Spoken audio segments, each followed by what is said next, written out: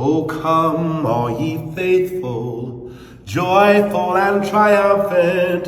O come ye to Bethlehem. Come and behold him, born the King of angels.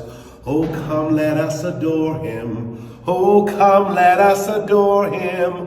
Oh, come, let us adore him, Christ the Lord.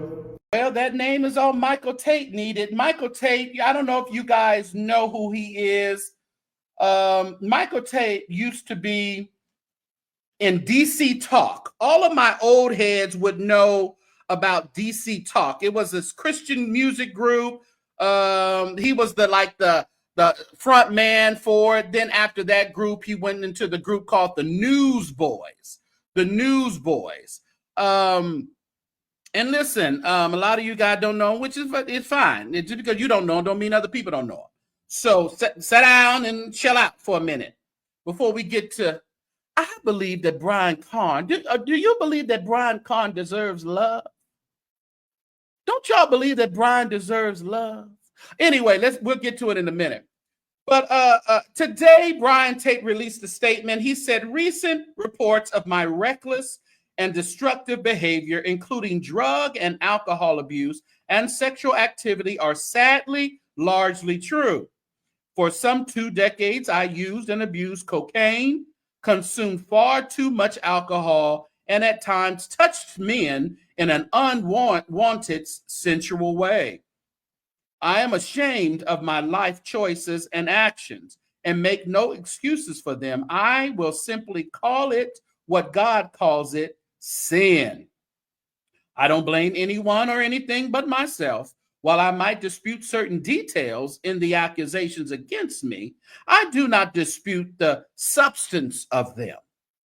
When I abruptly left Newsboys in January, remember I posted that? And you're like, ooh, I did so to get help. I was not healthy physically or spiritually and was tired of leading a double life. I spent 6 weeks at a treatment center in Utah, receiving help that may have saved my life from ultimate destruction. I have been clean and sober since, though I still have lots of hard work ahead of me. I'm ashamed to admit that for years I have lied and deceived my family, friends, fans, and even misled my bandmates, even though Ann Brock doesn't think so, about aspects of my life. I was, for the most part, living 2 distinctively different lives. I was not the same person on stage Sunday night that I was at home on Monday. I was violating everything I was raised to believe by my God-fearing dad and mom, and walking with Jesus, and was grieving the very God I loved and sang about for most of my life. By his grace, I can say that for the past 6 months, I have lived a singular life, one of utter brokenness and total dependence on a loving and merciful God.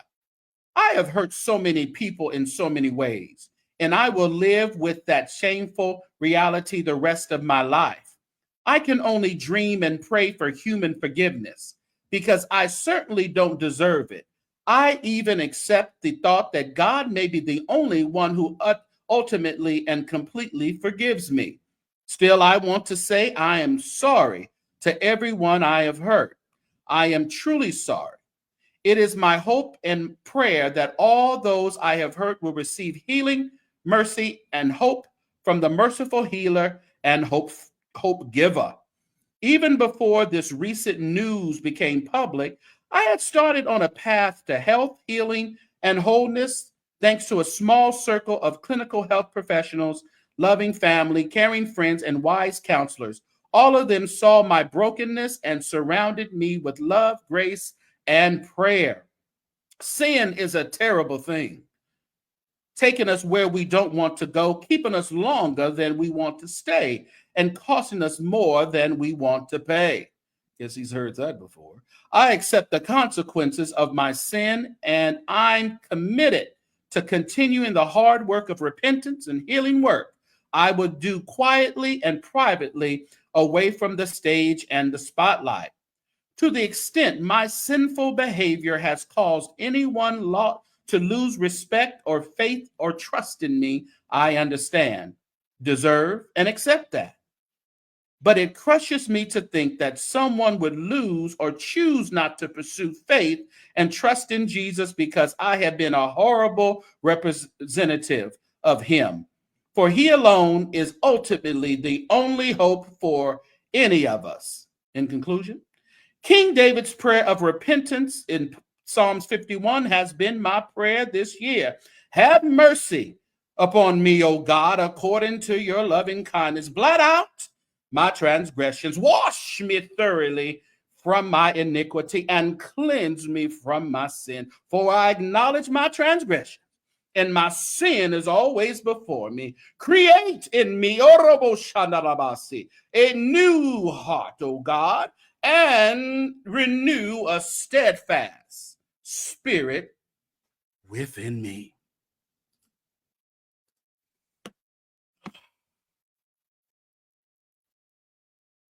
You said, Michael, they're going to say you single and inspired. Oh, Courtney came out blazing. Listen here. I can appreciate this here from Michael. Shut up, Jesse. I can appreciate this because how many of these people that we've been hearing about over the years and never do what Michael has just done? Never have. So I don't care how you feel about it. He's acknowledged his wrongs. He's walking through the steps to get better. Hear my humble cry. Yeah. So I really like, would we ever get something like this from